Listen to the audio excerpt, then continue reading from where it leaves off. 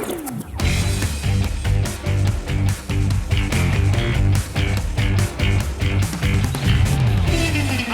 in round 4 of the Ninja A-League. As Davis, second ball back in. And in the milestone game, it is a perfect outcome for Lauren Allan. It's the best ever start to a Ninja A-League season for the Newcastle Jets.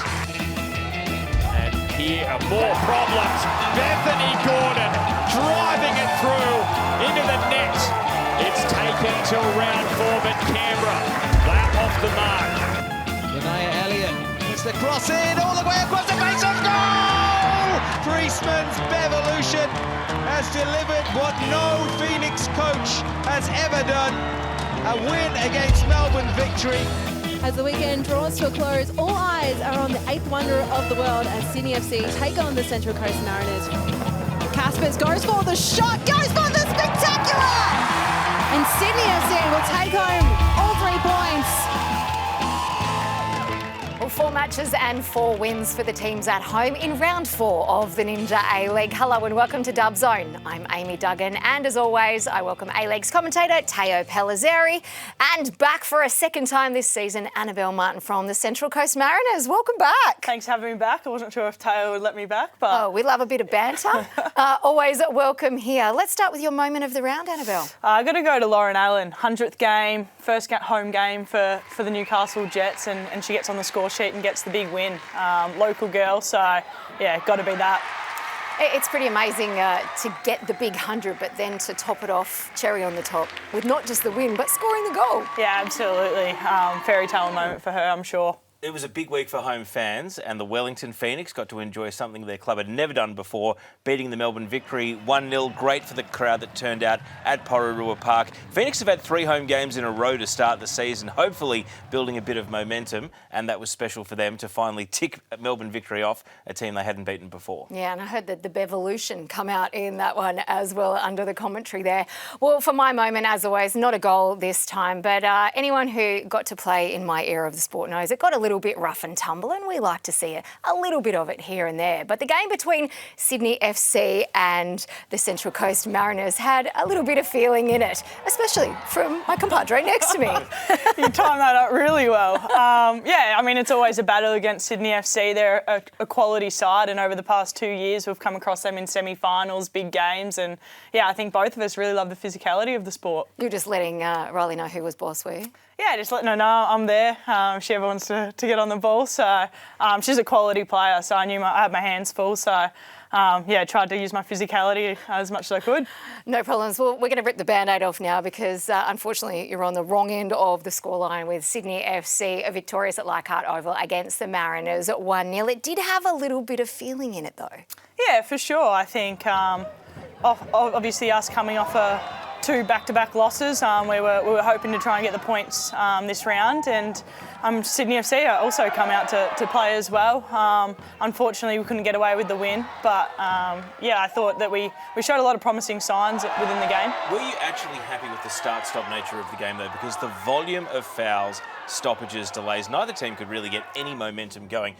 Was that your experience out there playing, or was it not as noticeable how start-stop the game was for us watching from the outside? No, I think when you're in the game, it's like you're in a bit of a flow state and you're playing. It was a bit stop-start, and then sometimes you'd think that it would stop and it wouldn't. So yeah, it was an interesting game to be a part of, but yeah, definitely a lot of feeling in it as well. A few stray elbows here and there and a couple of bear hugs in defence as well.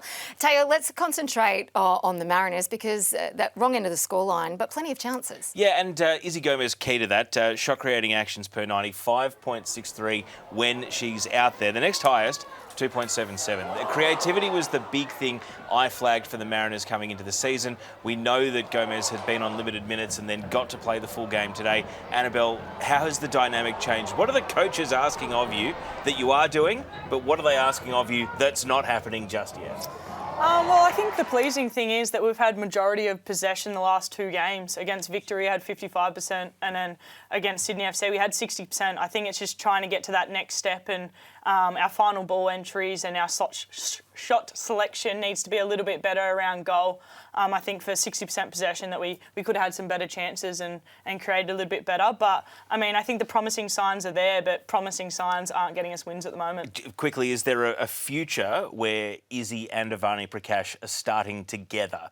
Because I feel my observations are you need the physicality but also the creativity of Gomez, but also to be able to protect Prakash to create in her own way. Is that something the team's building towards, or are they effectively battling for starting 11 positions at the moment? No, I would say it's definitely up for grabs. It's definitely an opportunity for us to look at and for Corey to think about. I think the beauty is now we've gotten a lot of players back. We've had a fair few changes to our starting 11 just through injury. So competition for spots is there, and we love that. And I think if anything, the team's just going to grow from that challenge and that competition. And like you said, those two offer different things, but also a lot of creativity. Also, Gomez can come back and play deeper if she needs to. But I think Tess and Greta are doing a really good job in there as well. So it's always good to have options. Well, did you create 12 chances and put a couple of good balls into the box yourself? No chockies at the end, though.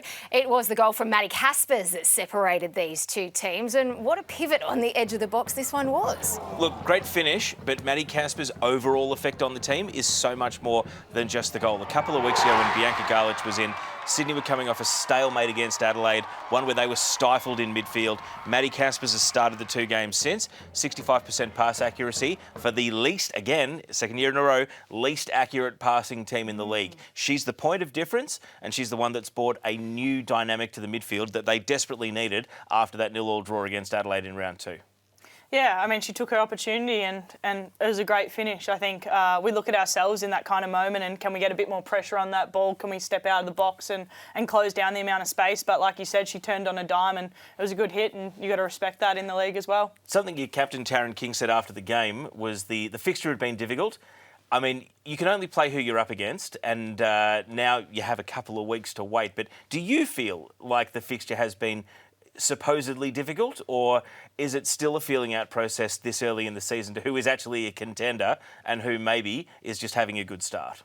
Oh, I think the league is just so competitive. I don't think there is an easy game or a hard competition. I think every game is very hard. Yeah, I mean, Taryn is right. We've had some tough games over the last few weeks and travelled to Melbourne twice as well. So, but yeah, no, you never go into a game thinking, this is an easy win or anything like that. I think if you look at the table, like it's already so close, and that's why we love it. It's competitive, and finals always up for grabs for any team, I think. Well, that is Sydney, that is sitting at top of the table at the moment, and they'll be looking to keep their good form going when they play Canberra this weekend. But right now, we're going to head to Newcastle, where we saw the greatest almost goal. Haven't exactly been getting closer to an equaliser as this second half has gone on. Here's a chance. Unbelievable save. Melina Reyes is foiled in spectacular fashion. Sham Karmas, take a bow. Ez was trying to score goal of the season, and Sham Karmas answered with a great save. Acrobatics everywhere, and Sham Karmas, what were you thinking? Melina Ayres was hoping for a Martyr Award nomination, but it was Karmas that tipped it over the bar. Your former roommate, clubmate, filthy.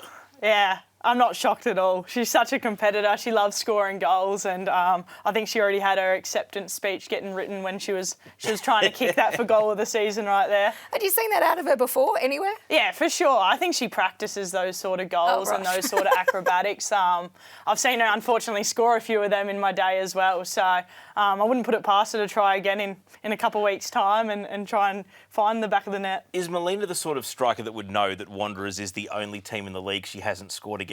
She was that close to ticking off the set of scoring against every team. I did not know that. Yeah, I didn't know that either.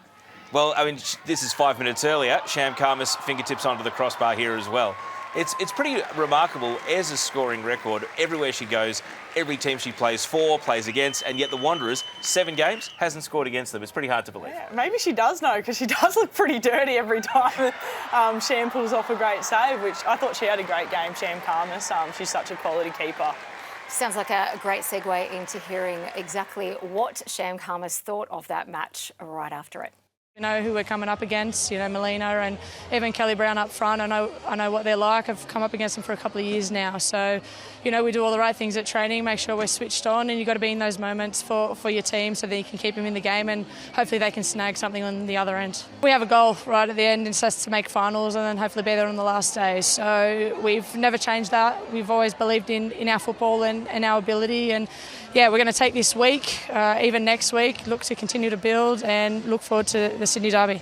A disappointed but amazing Sham Khamis there. The Wanderers, they would be pretty upset about that one, Teo, especially coming off their performance the week before. Well, they got further away from an equaliser as the game went on. They got a little hit from Alyssa Ringsard coming on as a sub midway through the second half, but Newcastle were closer to making it 2-0 than Wanderers were to coming back. Sham Khamis closing in on 100 games now and still in amazing form, which is great to see, but this week off, and then the Sydney Derby, where we know, and we bring it up every time, and we will continue to do so until they do it, they haven't scored in the Sydney Derby since 2019. They haven't won the Sydney Derby since 2019. So if they're going to show that they are contenders and they are on the improve, there is no better time and no better game to do it.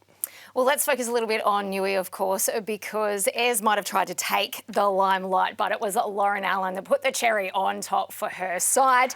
100 games for the club. This remarkable moment, you can see her being given her picture there, and then obviously scoring the goal. Yeah, pretty decent outing, you'd say. Yeah, for sure. Newcastle local as well, one club player. Must have been a really special moment for her and her family and friends, I'm sure. But yeah, what a moment for her and to get the win. I'm sure she would have been stoked with her Spider-Man celebration as well. Her versatility, being able to play a bit deeper, either wing, really where the team has needed her, and her speed's always been the asset. How often have you two, been a direct marking attacker versus defender situation, and how do you assess Lauren Allan's sort of effect on this Newcastle team? Really, as someone, still in her mid-20s, prime age of her career, as someone that's trying to drive them up the table? Well, we actually played together in Newcastle. Her first season, I was there for that year, and I remember not knowing too much about her. She'd come back from the States from college, and yeah, the first thing I noticed was her speed, and just not only her speed but repeated speed. She could run all day and at a really, top notch, and it was hard to keep up with her, and always good to come up against her in training. And I think she's just gone from strength to strength in this team, adding something else to her game every season. But she's such a threat for them. Teo, the Jets undefeated after the first month of the competition. Are you a believer yet?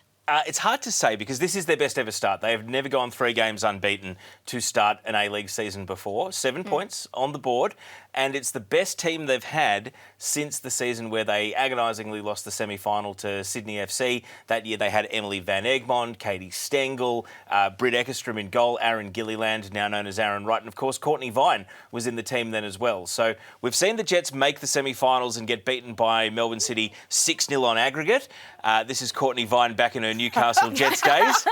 I mean, she can bring back that goal and that celebration anytime she likes. There is a great yearning for a successful Newcastle. The weather, the crowd, the feeling was awesome at the weekend. And we know that number 2 Sports Ground, if they play there, or whether they head out to Maitland, they draw. The Jets are a draw when they're up and about. And so it's exciting to see them sell some hope with their best ever start to a season. And Annabel, you must be keeping tabs pretty closely on this one. The F3 Derby coming your way right after the international break. Yeah, hopefully we can end their undefeated start. Again, always a great battle against them for our biggest rivals, and a bit of trophy on the line as well, which is always good. But I mean, yeah, they've started really, really well. So we're definitely looking to take that away from them. Okay, well, time now to hear from the woman of the moment, the goal scorer, Lauren Allan. Yeah, Newey girl from the start, and to do it for the one club and for Newcastle, it's been great for me. Spider-Man.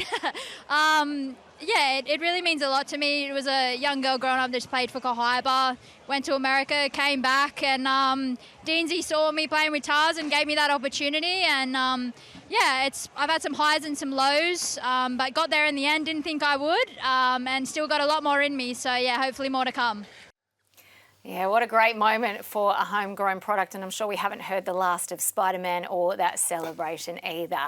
Time now to welcome our A-Leagues reporter, Narlene Masto. You have been out and about a lot this week. I sure have, because last Friday marked 100 days to go until the AFC Women's Asian Cup, until it kicks off on home soil in March. Very exciting, and I was out at Sydney CBD to celebrate the occasion and spoke to the Chief Operating Officer, Sarah Walsh, and Philippines International Madison Asen to get their thoughts ahead of the tournament.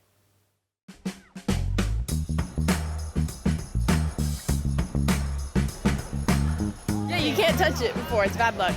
100 days to go to the Women's Asian Cup. Is it starting to soak in and feel real? Yes, I didn't realize it was this close. I feel like 100 days seems like far away, but also very like around the corner.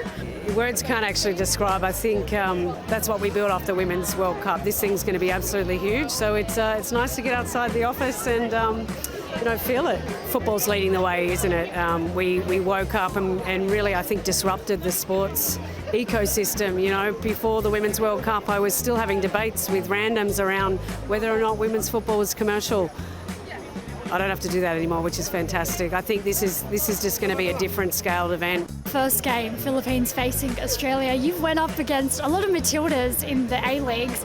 Which player would you kind of be looking forward to competing against the most? I mean, maybe I'm a bit biased because I played with Michelle Heyman, but I think marking her will be very interesting because I've always played with her and I've never against her, so it'll be very interesting to mark her. And like, she knows how I play, I know how she plays, so it's kind of it'll be interesting for sure. But we are the multicultural sport of Australia.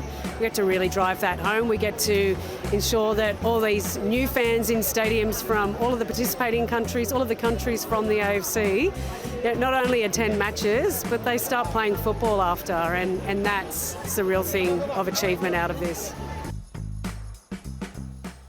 Such an awesome event to obviously celebrate the milestone that is coming up, but so often on Dub Zone we talk about Matildas bolters, but wanted to kind of take a minute to talk about some of the players who are sort of off contract at the minute playing abroad. So currently you've got Remy Simpson and Amy Sayer, who could be available to potentially return back to the Ninja A-League. Two other players could also have a loan move ahead of that deadline in December to the Ninja A-League, Caitlin Torpey and Carly Johnson. Are there any names for any of you that stick out who you'd like to see potentially get more minutes in Australia ahead of the competition? Any of them. Every team could use Amy Sayer, and every team wants a natural goal scorer like Remy Simpson. I think the A-League is a competition that if you come back to it, you know, you'll be not only your team's highest profile player, you'll be straight into the 11, no real questions about game time, and you need the sharpness. If you take December off and wait until the transfer window to open, roll the dice on Italy, where a number of players have gone, it hasn't worked out for a few. Alex Chidiac, Chloe Berryhill, they're not getting the game time. So I think when it comes to the players who are free agents, that'll be fascinating.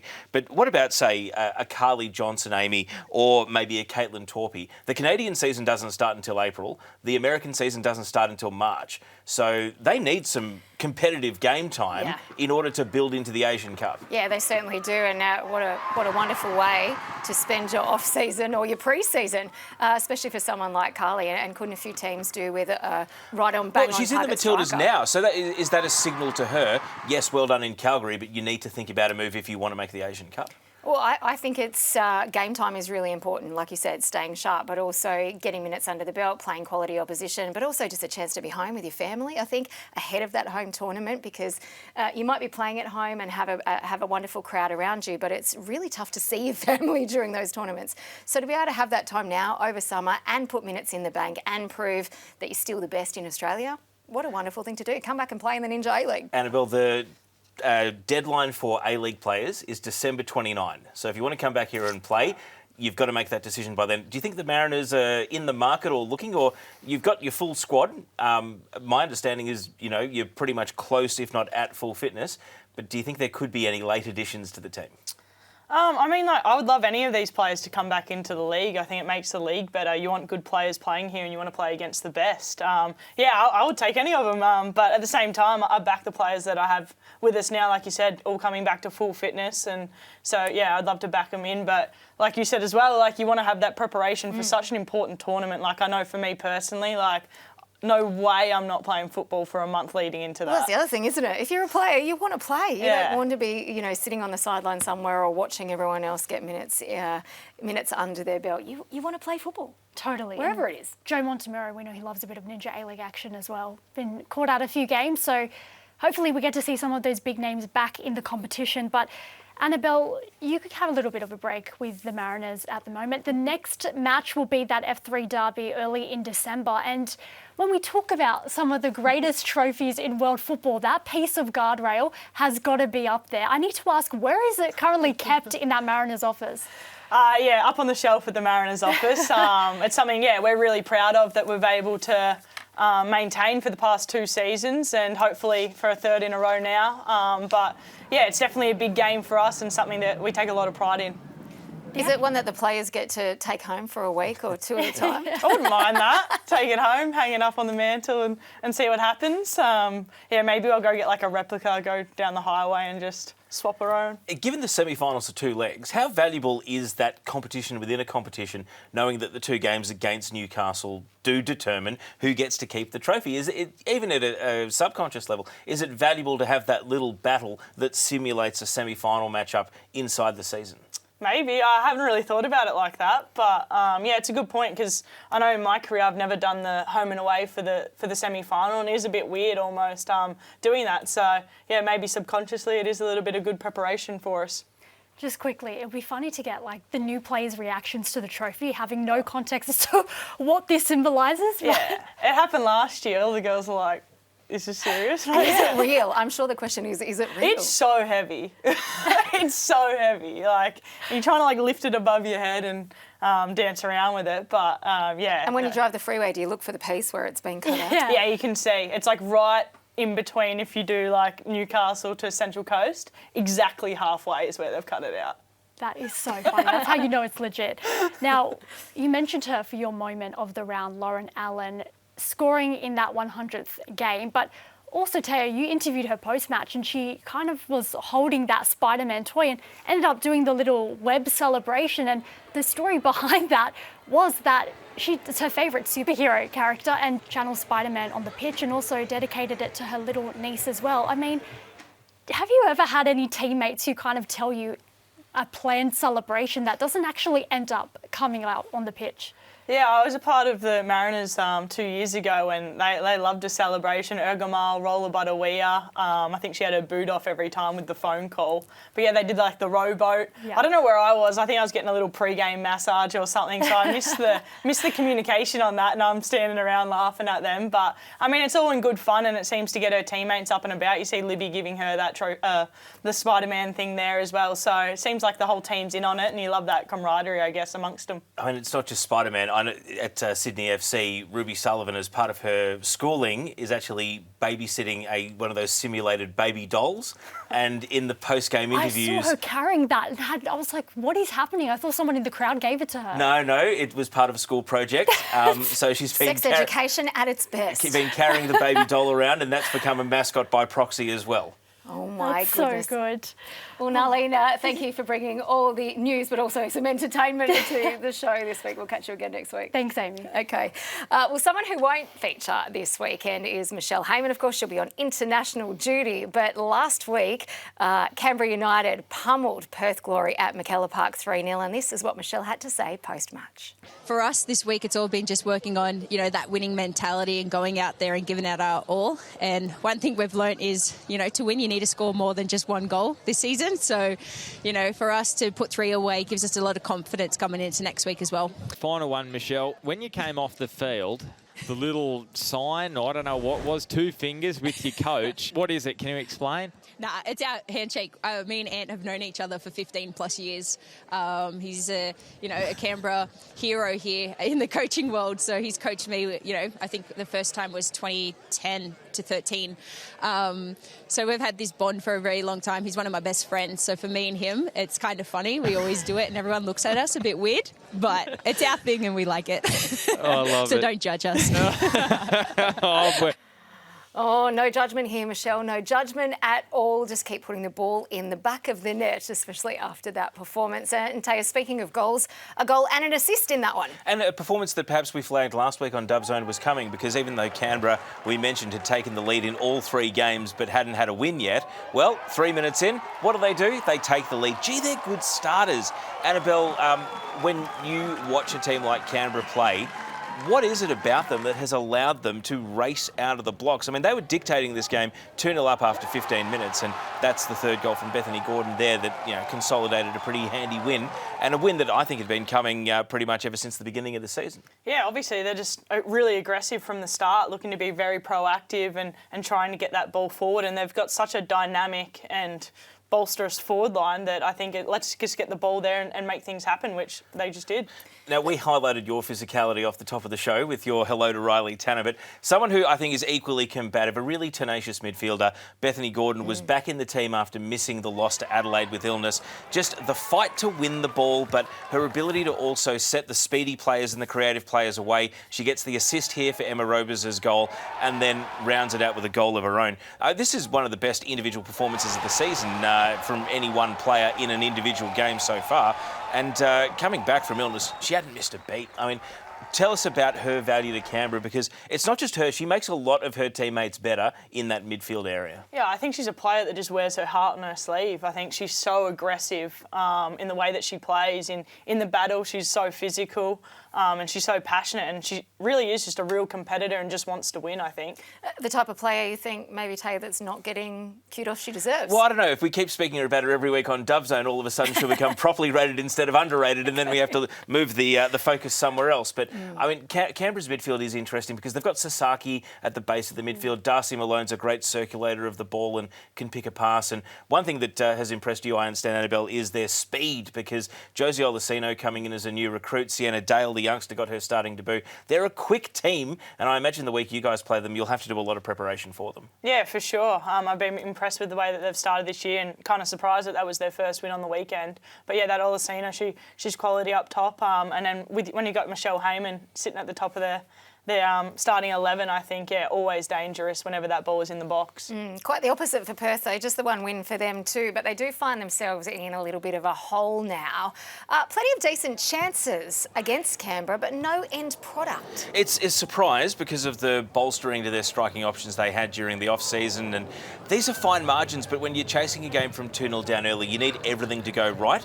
And Perth, one of the issues they had in this game, Georgia Cassidy and Isabel Dalton both missed. So they had younger midfielders. The strikers often had to work to create their own chances. Gee, it's tough, though. 3-game losing streak, and then they have to go away to Melbourne Victory. Yes. So it only gets more difficult for Perth on the road. After that, they have 2 home games before Christmas. They'll be looking forward to those, but do you think they can make a statement away to Victory? Because, I mean, in terms of tough away games, I mean, it's almost, I hate using this term because I got roasted for it last season, it's almost a free hit just to see how they go. For Victory? No, for Perth. Oh, for Perth. Up against Victory, of course, because that's who they face this weekend. Yeah, I think you've just got to go out there and put it all on the line, because you're at that stage of the season where you don't want to be continuing to drop games and become that team that's the easy hitter. Yeah, absolutely. But I also think, I mean, I'm looking at my own team as well, obviously 1 win, but I think, the A-League a few years ago, you lose, you win 1 out of your first 4 games, you're out of finals contention completely when it's a 12-game season.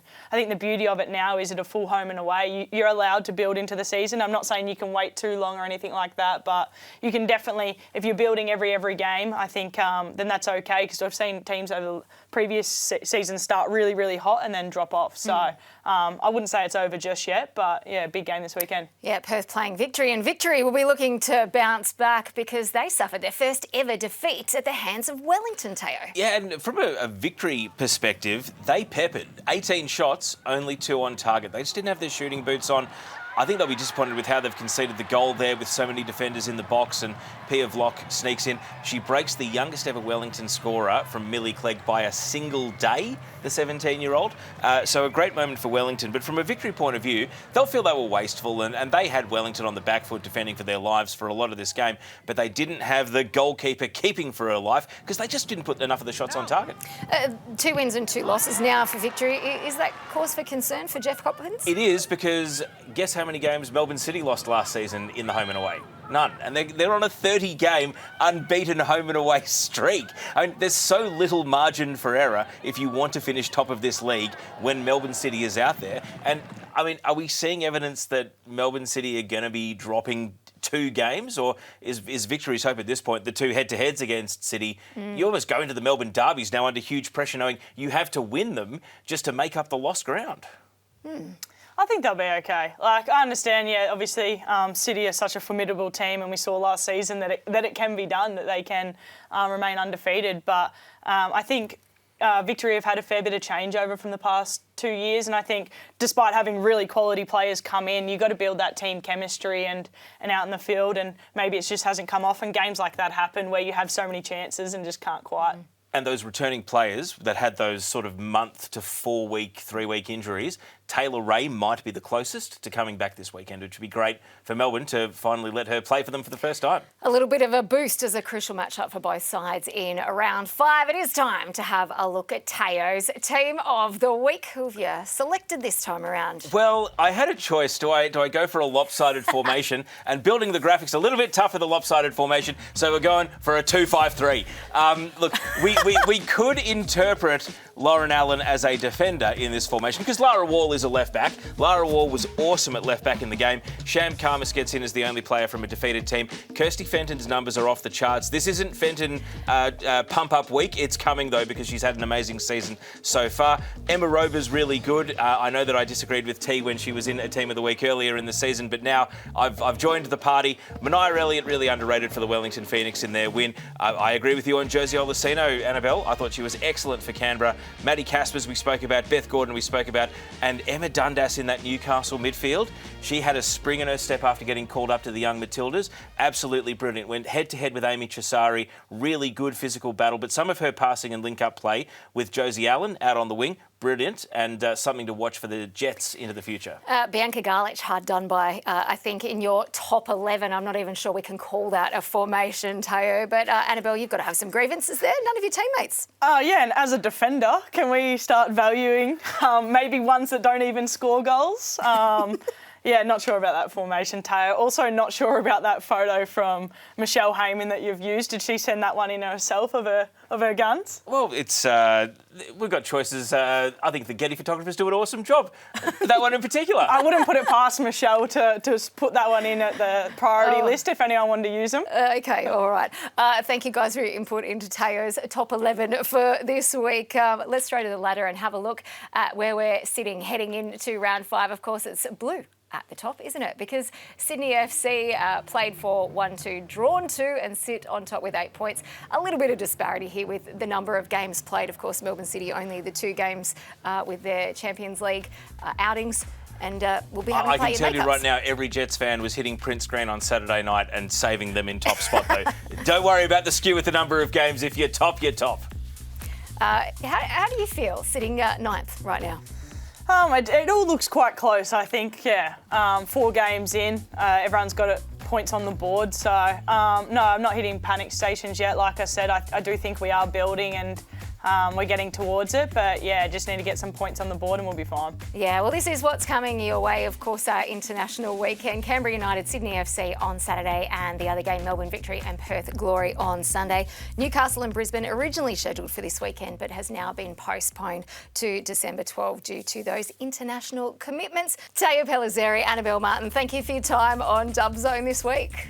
Thanks for having me back. All eyes, of course, will be on the screens this weekend for those 2 matches, and we wish our mighty Matildas the best of luck, and our young Matildas as well. You can catch all the details on the A-Leagues website, A-Leagues YouTube or Paramount Plus. That's Dub Zone for this week. I'm Amy Duggan. See you next week.